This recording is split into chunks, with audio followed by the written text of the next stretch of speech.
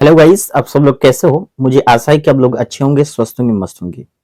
बच्चों, मेरा नाम है कुलदीप राजपूत। अपने YouTube channel Kaushambi education point पर मैं आप सब लोगों का तहे दिल से स्वागत करता हूं। बच्चों, जैसा कि आपको पता है कि हम ट्रांसलेशन की प्रैक्टिस सेट करवा रहे हैं क्लास 12th के बच्चों के लिए, जो बोर्ड एग्जामिनेशन में बहुत ज्यादा इंपॉर्टेंट है। और जो हम प्रैक्टिस सेट लेकर के आए हैं, ये प्रैक्टिस सेट इतना ज्यादा इंपॉर्टेंट है बोर्ड परीक्षा के लिए। लगभग हम 5 यानी प्रैक्टिस सेट नंबर 1 से लेकर के 5 तक करवाएंगे। पिछली वाली क्लास में हमने प्रैक्टिस सेट नंबर 1 करवा रखा है और आज हमारा प्रैक्टिस नंबर सेट 2 होगा। ठीक है, इसके बाद 3 हमें अभी और लाना है। तो बने रहिएगा मेरी क्लास में और देखते रहिएगा बिल्कुल मस्ती से और बिल्कुल आनंद के साथ। मैं आपको बहुत डीपली एक्सप्लेन करके आपको अंग्रेजी हिंदी से मैं आपको अंग्रेजी में ट्रांसलेशन करके सिखाता रहूंगा। जो भी बच्चा इस क्लास को शुरू से लेकर अंत तक बिल्कुल तन्मयता और डीपली के साथ देखेगा, मैं पूरा विश्वास से कह सकता हूं कि ट्रांसलेशन उसको बहुत बेहतरीन ढंग से समझ में आने वाला है। तो आइए बच्चों, हम लोग अपनी क्लास को शुरू करते हैं। Let's start our class guys. ठीक है ना, तो बने रहिए, क्लास के अंत में जाइएगा नहीं, ठीक है ना, तभी मजा आएगा, अन्यथा फिर मतलब आपको सही से समझ में नहीं आएगा। तो आइए हम लोग अपनी क्लास को शुरू करते हैं। चलिए, जैसा कि आप देख सकते हो कि translation practice set number 2 class 12th। ठीक है ना, कल वाली क्लास में हमने आपको बताया था ट्रांसलेशन करने का तरीका, थोड़ा सा बताया था और आज भी पहले जान लेते हैं। तो कुछ बात क्या है, कुछ पॉइंट्स क्या है, उनको हम अपने दिमाग में रखते हैं, यानी पहले समझ लेते हैं। Very first we understand some points on translation. Translation का कुछ पॉइंट्स हैं, उनको समझ लेंगे, उसके बाद हम आगे बढ़ेंगे। सुनिए, कोई भी वाक्य दिया गया हो, चाहे वो 1 लाइन का हो और चाहे वो 2 लाइन का हो और चाहे वो बड़ा सा पैराग्राफ हो और चाहे वो पूरा पेज ही क्यों ना भरा हो, यह मायने नहीं रखता है। किसी भी वाक्य का ट्रांसलेशन करने से पहले हमें 3 बातों का विशेष ध्यान रखना चाहिए। और पहली बात क्या है कि जो भी वाक्य दिया गया है, ठीक है ना, अब देखो इतना बड़ा वाक्य का पैराग्राफ दिया है, बच्चे भ्रमित हो जाते हैं कैसे करना। आपको पूरा नहीं देखना है। भूख और इंसान का रिश्ता जन्म से होता है, जहां पर फुल स्टॉप लगेगा सिर्फ आपको उतना ही अभी ध्यान देना है, मतलब यहां से लेकर यहां तक ध्यान दो, अभी इधर की चीजों पर ज्यादा ध्यान मत दो। ठीक है, जब इसको हम ट्रांसलेट कर लेंगे बच्चे, तो इसके बाद हम इसको भूल जाएंगे और फिर आगे वाले क्या है सेंटेंस पर जाएंगे। समझ में आया, जैसा कि हमने कल डीपली पहली वाली क्लास में बता रखा है। तो 3 काम कौन से हैं, कौन से इंपॉर्टेंट पॉइंट्स हैं, आइए उन पर चर्चा करते हैं। सबसे पहले होता क्या, वाक्य के अंत में देख करके टेंस पहचानना। क्या पहचानना बच्चे, टेंस पहचानना। ध्यान रखो, हमारा पहला कदम क्या होगा, वाक्य के अंत में देखकर टेंस पहचानना। दूसरा कदम क्या है कि अगर हम टेंस पहचान गए कि कौन सा टेंस है, तो उसी टेंस की हेल्पिंग वर्ब और मेन वर्ब को पहचानना। किसको पहचानना बच्चे, हेल्पिंग वर्ब और मेन वर्ब को पहचानना। ठीक है ना, और अगर हम हेल्पिंग वर्ब और मेन वर्ब को भी पहचान गए, हमारा तीसरा पॉइंट क्या होगा, तीसरा पॉइंट होगा हमें काइंड्स ऑफ सेंटेंस या टाइप्स ऑफ सेंटेंस। हम सेंटेंस का प्रकार, मतलब 5 प्रकार के सेंटेंस होते हैं, you know very well that, assertive, interrogative, imperative, optative और एक्सक्लेमेटिव। ठीक है, हमें यह कंफर्म करना है कि कौन सा सेंटेंस है। जिस प्रकार का सेंटेंस होगा उसी प्रकार का हमें फार्मूला उसमें लगा देना है और हमारा translation automatically will be completed, अपने आप कंप्लीट हो जाएगा। तो आइए, और यहां पर क्या हम लिख लेते हैं, टाइप्स ऑफ सेंटेंस। क्या हो जाएगा, टाइप्स ऑफ सेंटेंस को पहचानना। किसको पहचानना बच्चे, ठीक है ना, पहचानना। ठीक है बच्चे, टाइप्स ऑफ सेंटेंस को पहचानना। अगर ये तीनों चीजें मिल जाएंगी तो हमारा ट्रांसलेशन पूरा हो जाएगा। जैसे ही हमको पता चले कि अफर्मेटिव है, हम फार्मूला अफर्मेटिव लगाएंगे और वो ट्रांसलेशन कंप्लीट हो जाएगा। मुझे आशा है कि इतनी बात आपको अच्छे से समझ में आ गई होगी। ये बात हम पहले वाले प्रैक्टिस सेट में बता रखे हैं, इसमें बता दिए। तो ये बात समझ में आ गई क्या, टेंस पहचानो पहले, दूसरे नंबर पर एचवी और एमवी को पहचानो, तीसरे नंबर पर टाइप्स ऑफ सेंटेंस। ठीक है, आइए ये समझ गए होंगे। आइए हम लोग और आगे बढ़ते हैं ट्रांसलेशन की ओर। ठीक है बच्चे, चलो तो आइए देख लेते हैं। भूख और इंसान का रिश्ता जन्म से होता है। हमने यहां से यहां तक का देख लिया कि भूख और इंसान का रिश्ता जन्म से होता है। ये जो देखो इस वाक्य के अंदर में होता, होती, होते में से कोई मैच करेगा। ये जो टेंस है बच्चे, ये टेंस है क्या, सिंपल प्रेजेंट। कौन सा टेंस है बच्चे, सिंपल प्रेजेंट है। और इसमें की जो वर्ब होती है वो इज, एम, आर। क्या होता है बच्चे, इज एम आर। देखो हमने टेंस भी पहचान लिया सिंपल प्रेजेंट, इसकी वर्ब इज एम आर भी पहचान लिया, और तीसरे नंबर पर हमने टाइप्स ऑफ सेंटेंस भी पहचान लिया। देख लीजिए इसमें कहीं पर नेगेटिव वर्ड नहीं है, ना तो क्वेश्चन मार्क है। It's mean that this sentence goes to affirmative. इसका मतलब यह है कि यह सेंटेंस जो है कैसा है बच्चे, अफर्मेटिव। ठीक है ना। आइए आगे बढ़ते हैं। बहुत समय पहले हमने बेसिक टू एडवांस वाले में ट्रांसलेशन करने का जादू, ट्रांसलेशन करने का रहस्य ऐसी क्लासें बना के रखा हूं, अगर आपने उसको देख लिया, गलती से भी देख लिया, आप ट्रांसलेशन करने के मास्टर हो जाओगे, बाप बन जाओगे ट्रांसलेशन करने के लिए। आप जाके देखो तो आपको यह पता चलेगा कि करने का तरीका क्या है, कैसे ट्रांसलेशन करते हैं। आइए बढ़ते हैं बच्चे। तो भूख और इंसान का रिश्ता जन्म से होता है। आइए, तो कौन होता है, कहता है भूख और इंसान का रिश्ता। ठीक है, यहां से लेकर के, यानी यहां से लेकर के यहां तक ये इसका सब्जेक्ट है। ठीक है बच्चे, तो चलिए आइए हम लिखना शुरू करते हैं। सबसे पहले सुनो, अगर किसी शब्द, अगर एक शब्द है और एक शब्द है तो कोई बात नहीं, लेकिन एक से ज्यादा शब्द है, अगर उसके बीच में प्रीपोजिशन लिखा होगा।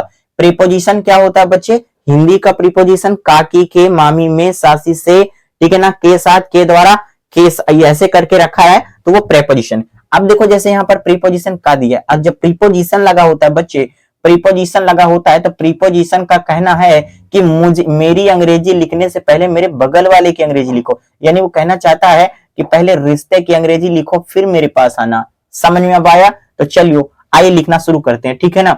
रिश्ता, द रिलेशनशिप, द रिलेशनशिप। ठीक है, काकी के अंग्रेजी क्या हो जाएगा बच्चे, ऑफ। अब देखो भूख और इंसान, ठीक है ना, और लगा है तो पहले ये लिखा जाएगा फिर ये लिखा जाएगा। क्यों लिखा जाएगा, मेरी बेसिक टू एडवांस वाली क्लास में पढ़ी, मैं बार बार कह रहा हूं, जाके देख लीजिए तो पता चल जाएगा, पहले ये आएगा फिर ये आएगा। क्यों, तो भूख, भूख का मतलब क्या होता है बच्चे, हंगर। क्या होता है बच्चे, हंगर। ठीक है ना, हंगरी माने भूखा होता है, हंगर माने भूख होता है।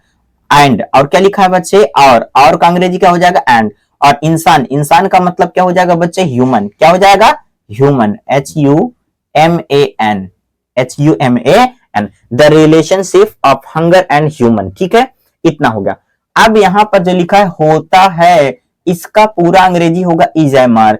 इजैमार में से कौन सा लगेगा, तो लगेगा क्या बच्चे, इज। क्यों लगेगा, क्योंकि इसका सब्जेक्ट, जो मेन सब्जेक्ट है वो रिलेशनशिप है। क्या है बच्चे, रिलेशनशिप। समझ में आ गया, चलो तो इज हो गया। अब बचा क्या है, जन्म से। क्या बचा है, जन्म से, तो हम यहां पर लिखेंगे बाई बर्थ, बाई बर्थ। इतना बात समझ में आया। The relationship of hunger and human is by birth. कोई बच्चा फ्रॉम भी लगा देगा तो चलेगा, लेकिन बहुत ज्यादा बेटर नहीं है। ठीक है, एक तरीका तो यह है ट्रांसलेशन करने का, जो विद्या क्वेश्चन बैंक वगैरह में लिखा होता है बच्चे, तो आइए उसको भी बता देते हैं। वो कभी कभी ऐसे भी आता है, देखो उसमें कैसे लिखता है, उसमें ऐसे बताता है द रिलेशनशिप, उसको भी हम बता ही देते हैं, जो आपको प्रेफर लगे, जो आपको पसंद हो बच्चे, उसी को समझ लेना।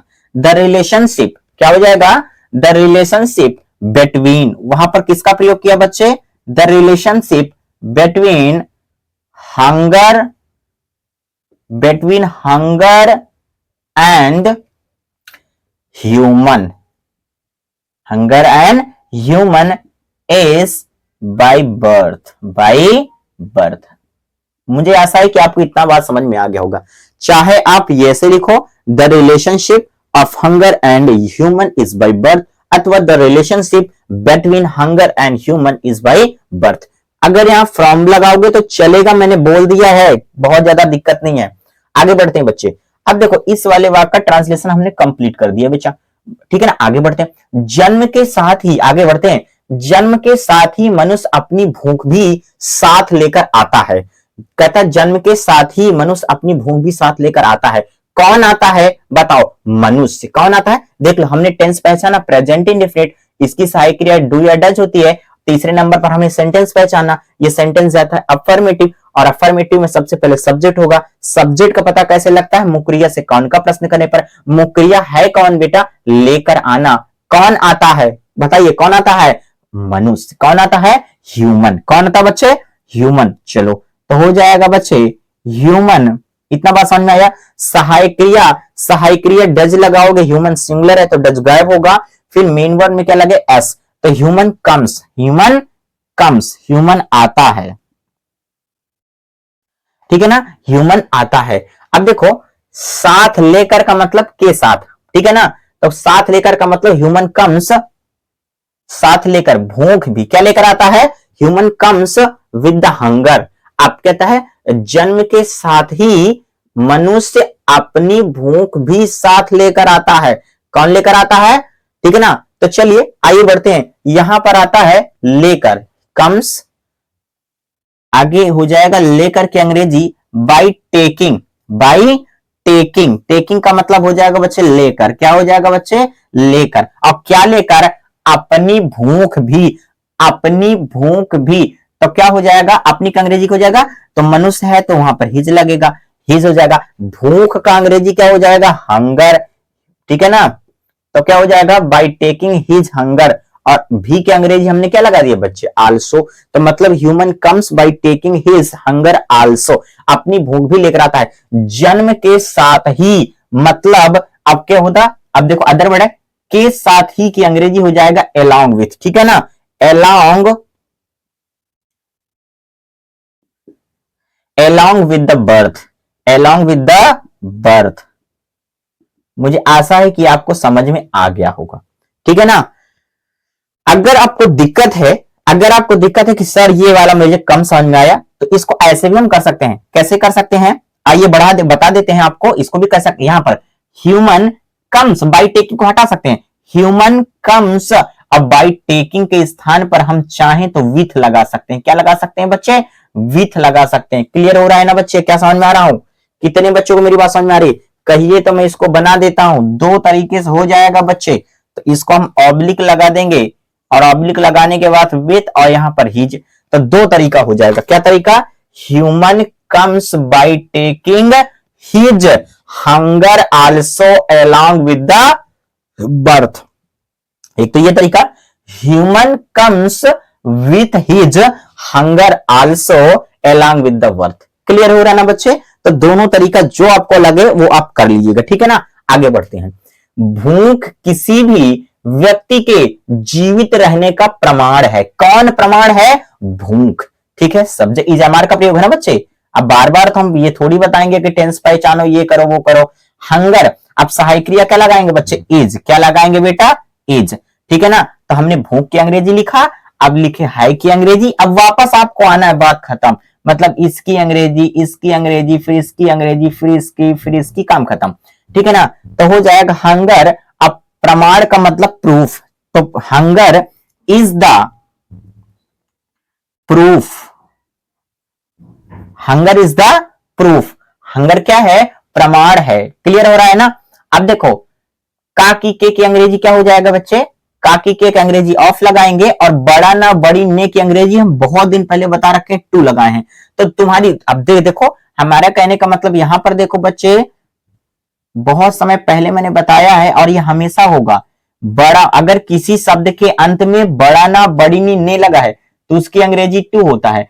यहां पर का की अंग्रेजी भी का की, और के की भी अंग्रेजी क्या होता है, ऑफ होता है। तो अब हमारे पास दो प्रीपोजिशन लगातार आ रहा है। कितना प्रीपोजिशन, अगर हम लगाएं तो काकी के अंग्रेजी ऑफ और नानी ने अंग्रेजी क्या, तो दो तो हो नहीं सकता, इसके लिए हम एक लगाएंगे। क्या लगाएंगे, समझ में आ रहा है कि नहीं आ रहा है, चलो तो एक काम करते हैं, ऑफ को हटा देते हैं, नानी ने अंग्रेजी क्या लगा लेंगे बच्चे, टू, ठीक है ना, ठीक है ना। जी अब देखो जीवित रहना, टू लिव अलाइव, ठीक है, to live, to live, to live माने होता है रहना, और जीवित का मतलब क्या हो जाएगा, अलाइव। टू कहता है hunger is the proof to live alive, कहता है किसी भी व्यक्ति, ऑफ एनीबडीज, ऑफ एनीवन, लो, ऑफ एनीवन, ऑफ एनीवन या ऑफ एनीबडीज, ठीक है, चाहे जो लिख लो बच्चे। तो क्या हो जाएगा, hunger is the proof to live alive of anyone, ठीक है ना। तो क्या हो जाएगा, hunger is the proof, hunger क्या है, प्रूफ है, टू लिव अलाइव, जिंदा रहने का, ऑफ एनीवन, किसी आदमी का। ठीक है बच्चे, इतना भी आपको समझ में आ गया होगा, बहुत ज्यादा कठिन नहीं है, बस ध्यान से देखो। जिस बच्चे ने टेंस पहले से पढ़ रखा है बहुत अच्छा समझ में आएगा। चलिए, लेकिन यह भूख हवस का रूप लेने लगे तो चिंता का कारण बनने लगती है। ये लो लेकिन, और लेकिन की अंग्रेजी क्या लगाएंगे बच्चे, बट, क्या लगाएंगे बेटा, बट। यह भूख हवस का रूप लेने लगे, पहले यहां तक का देखो, ठीक है ना। यह भूख हवस का रूप लेने लगे तो चिंता का कारण बनने लगती है। कौन कहता है यह भूख हवस का रूप लेने लगे। कौन लेने लगे?